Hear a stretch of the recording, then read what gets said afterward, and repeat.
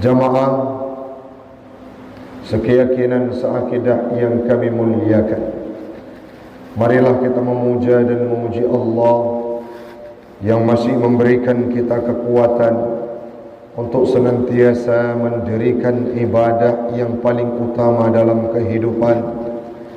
Tidak terkecuali seperti subuh yang mulia ini, kita masih sanggup berdiri melaksanakan ibadah solat.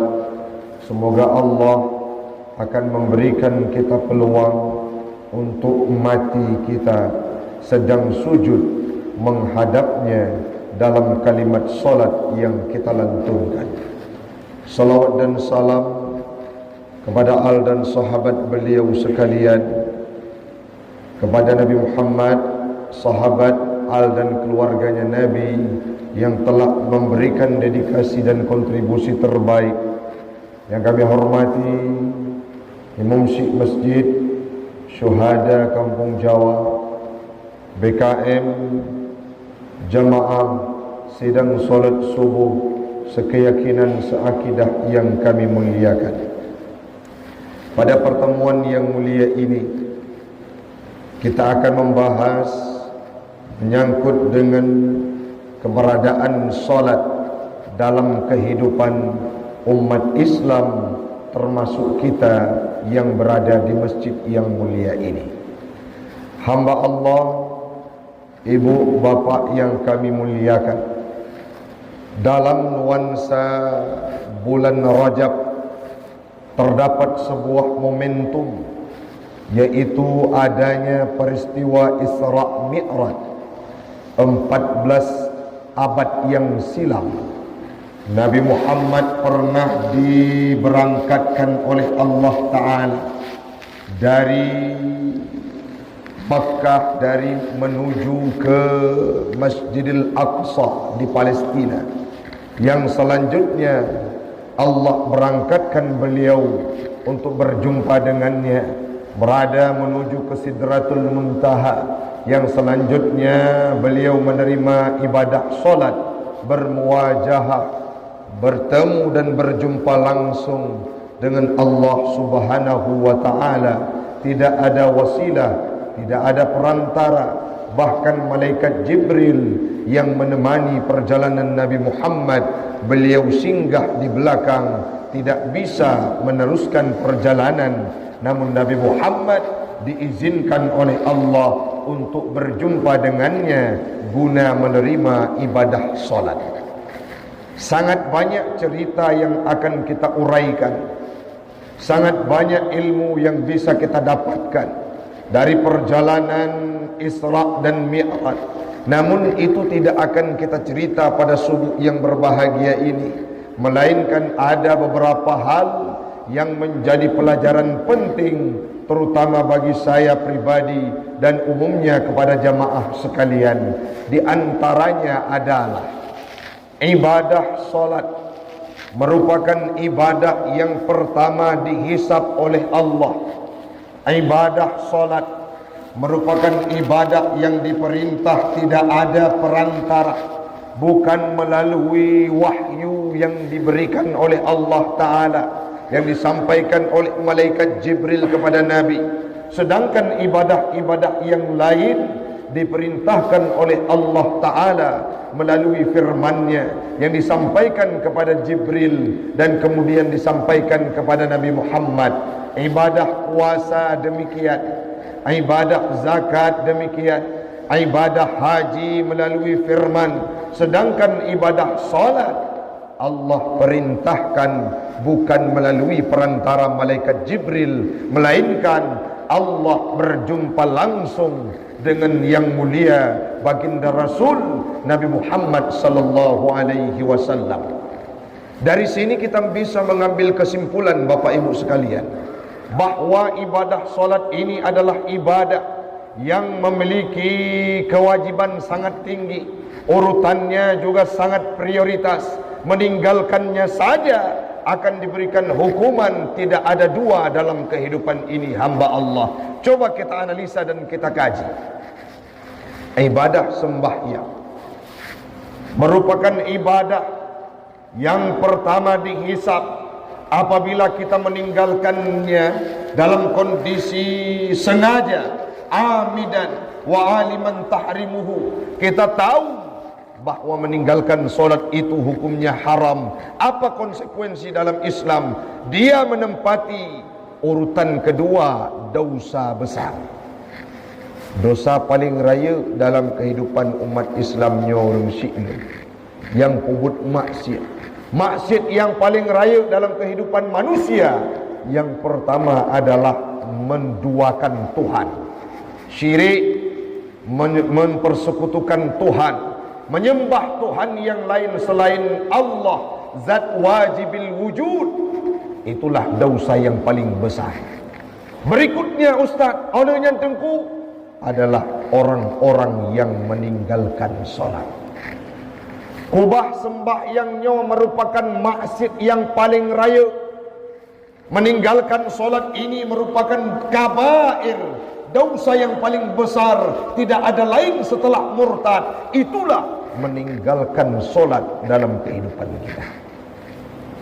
Uranya bu, bapak yang kami muliakan, orang takut dengan berzina. Kenapa? Karena efeknya, dampaknya nampak dalam kehidupan. Yang inang hamil, yang agam harus bertanggung jawab dan disudutkan dalam kehidupan manusia, digunjing, dihina, dicaci kita. Kenapa? Karena kita pernah berzina. Takut manusia untuk melakukan perzinahan. Kenapa? Karena dampak dari efek-efek daripada perzinahan itu nampak dalam kehidupan. Orang takut membunuh. Orang agak merasa berbeda dengan melakukan dosa pembunuhan. Bisa saja mereka akan dijebloskan dalam penjara, seperti yang baru-baru terjadi di ibu kota Aceh. Karena ila keutang tipuro, maka ipoh toki meninggal. Padu muro yang kau liku dikejar pelakunya selama 4 jam. Ipiung takut dia setelah membunuh lari supaya tidak ditemukan oleh pihak yang berwenang. Membunuh membuat seseorang takut. Yang selanjutnya, berapa banyak anak-anak yang kadangkala terjerumus dalam hiruk pikuk duniawi. Mereka terjebak dalam narkoba, hisap sabu-sabu, bahkan menjadi bandarnya. Hidrop oleh polisi, na yang taubat dan na yang ye. Bahkan tidak hanya mereka, keluarganya dihina, dicaci oleh pihak-pihak orang-orang tetangga di wilayah tempat dia tinggal, masyarakat sekitarnya. Tapi pertanyaan subuhnya bu, bapak sekalian, natam mendengar musuh orang ya leh kubah sembahyang, ya leh kubah sembahyang ada dampak yang mereka terima. Leh kubah sembahyang masyarakat menghina beliau, terisolir dari kehidupan. Tidak kita lihat sampai detik yang mulia ini. Banyak orang yang meninggalkan solat mereka tidak takut. Banyak orang yang mengabaikan urgensitas untuk melaksanakan solat, tapi tidak ada beban dalam kehidupannya. Padahal solat itu merupakan urutan kedua dosa paling raya. Zina, membunuh, penarkoba, caci maki, ghibah, semuanya itu perjudian, merupakan dosa besar urutannya setelah dosa meninggalkan solat. Sebetulnya menyertanya warna pikiran sehat. Maksiat paling raya adalah meninggalkan solat. Jangan kita tinggalkan solat, karena itu merupakan dosa yang paling besar. Wa ma umiru illa liya'budullaha mukhlishina lahuddin. Semua manusia ini diutus oleh Allah, diciptakan oleh Allah. Bukti kita sebagai hambanya Allah adalah disediakan 5 waktu untuk kita menghambakan diri, menempelkan kening kita untuk sujud kepada Allah, sebagai bukti bahawa kita sebagai hamba yang diciptakan oleh Allah. Man menyauronyo si ini. Nah, orang kagak ciptakan, geberi fasilitas dalam kehidupan kita punya harta. Kita punya tahta, punya jabatan, punya reputasi yang indah dalam kehidupan dunia. Kita mengabaikan solat. Bagaimana kondisi kehidupan kita? Ini yang sering terjadi. Oh Ustaz, apakah orang meninggalkan solat itu sangat banyak sekarang?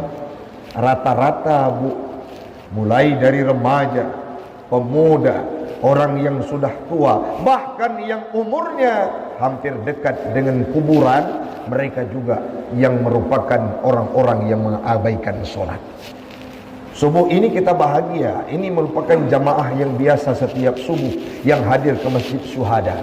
Tapi yakin Bu, kalau satu kampung Jawa ini mereka meninggalkan rumah untuk melaksanakan ibadah solat, tidak ada ruang kosong di masjid ini, semua penuh. Kemana mereka? Itulah orang-orang yang belum terpanggil. Sedangkan meninggalkan solat, meninggalkan jamaah saja, itu merupakan hukum yang sangat luar biasa. Nabi pernah dalam sebuah solatnya, seusai beliau melaksanakan ibadah solat bersama sahabatnya, beliau melihat, menoleh ke belakang. Setelah wirid yang biasa beliau lakukan dengan sahabatnya, beliau menoleh ke belakang. Beliau absen satu persatu daripada sahabatnya. Beliau tanyakan dalam hadis yang pernah kami baca, Aina fulan, Aina fulan, Aina fulan. Bahasa kita, kemana si fulan? Kenapa dia tidak hadir ke masjid untuk solat berjamaah? Kemana si fulan? Kenapa dia alpa untuk solat berjamaah? Apa yang disambung oleh Nabi? Suruh mereka berhenti. Layantahiyanna, suruh mereka berhenti untuk tidak melaksanakan ibadah solat. Artinya hadir ke masjid. Perintahkan mereka untuk tetap hadir ke masjid. Kalau tidak, bagaimana ya Rasul? La uharrikan buyutahum, akan kubakar rumah mereka kalau mereka tidak hadir ke masjid untuk melaksanakan ibadah solat berjamaah. Sembahyang berjamaah manteng cukup raya konsekuensi yang ditawarkan oleh Nabi. Bagaimana lagi dengan anak-anak kita, keluarga kita, masyarakat kita yang mengabaikan solat, tidak ada beban dalam kehidupannya. Yang selanjutnya, apa konsekuensi sanksi yang diberikan oleh Allah dan ditetapkan oleh syariat Islam bagi orang-orang yang meninggalkan solat? Dalam beberapa kitab yang saya baca beberapa waktu ke belakang, disampaikan bahwa waman tarakas salah, orang-orang yang meninggalkan solat amidan, yang mengetahui bahwa solat itu sengaja, wa aliman tahrimahu, yang mereka meyakini dan mengetahui bahwa hukum solat itu wajib, meninggalkan solat hukumnya haram. Apa ketentuan yang disampaikan oleh syariat Islam? Faqad kafara, mereka akan menjadi orang yang kafir. Dalam kitab Fathul Mu'in dijelaskan bahwa orang yang meninggalkan solat, wa akhraja min waqti jam'in, dikeluarkan solat dari waktu jamaknya. Misalkan solat maghrib, dia tidak melaksanakan solat maghrib dengan sekelumit alasannya. Gepetebit semayang maghribnya, ulua semayang isya, katuk wate subuh. Datang orang yang berwenang, taubat, dianjurkan untuk taubat. Tidak mau taubat, maka ketentuan Islam disuruh penggal kepalanya. Meyukoh taku. Tapi bukan hari ini kita praktikkan syariat Islam tersebut. Namun yang kita nyocok kesimpulan, bagaimana beratnya bagi seseorang yang meninggalkan solat satu waktu, bagaimana berat hukumnya yang diberikan oleh Allah dalam Islam. Tapi uronyo makin uro takalan urang makin le kosong di masjid. Makin uro takalan urang makin le yang mengabaikan urgensitas solat. Geduk bak kedai kopi mulai bengok, poh siblah, poh sipluh katruh bak kedai kopi pajan gua. Watiasa leho gadek dalam awal. Ini merupakan kemaksiatan yang sudah merajalela. Dalam sebuah survei yang dilakukan oleh guru-guru kami, oleh beberapa dosen, apa yang beliau sampaikan? Jangankan di kehidupan masyarakat yang biasa, di instansi Islam pun, di di sebuah kampus-kampus yang mengajarkan norma-norma dan pendidikan agama Islam, mereka juga merupakan anggota yang meninggalkan solat. Ini harus kita kerjakan, harus kita tingkatkan kualitasmu untuk melaksanakan ibadah solat. Kenapa? Kalau solat sudah mulai ditinggalkan, maka yakinlah semua akan masalah dalam kehidupan. Yang selanjutnya, yang terakhir, Nabi Muhammad saat beliau berada pada titik terendah, yaitu tahun Amul Huzni, meninggalnya Abu Talib sebagai ayah dalam kehidupan beliau, wafatnya Siti Khadijah, istri yang sangat beliau sayangi, dilempari dengan pokok korma, dengan bebatuan mengalir darahnya di kota Taif. Nabi Muhammad hina, berada pada titik terendah dalam kehidupannya. Allah berikan satu solusi, yaitu beliau di Isra Mi'rajkan sehingga diberikan oleh ibadah solat. Apa kesimpulannya Ustaz? Bahwa dari perjalanan Nabi kita bisa mengambil ibrah. Kalau hadir masalah dalam kehidupan, hadir malapetaka, hadir musibah, jadikan salat itu sebagai solusi.